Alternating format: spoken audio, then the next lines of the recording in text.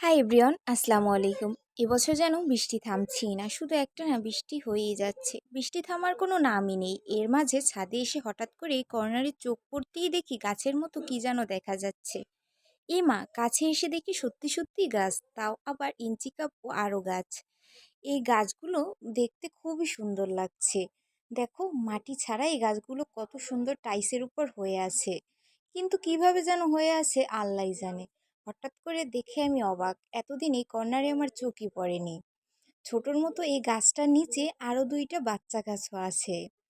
এই গাছটার পাতায় চারার মতো ছোট ছোট কাটার মতো আছে, যেগুলো মাটিতে ফেললেই আবার সুন্দর গাছ হয়ে যায়।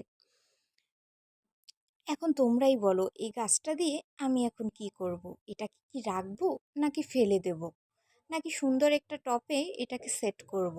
টপে সেট করলে কি এটা বাঁচবে, নাকি এ জায়গায় ভালো থাকবে? কমেন্ট করে অবশ্যই জানিও। আর পরবর্তী ভিডিওতে আমি তোমাদের এর আপডেট দেব। ততদিনের জন্য ওয়েট করো। আসসালামু আলাইকুম, আল্লাহ হাফেজ।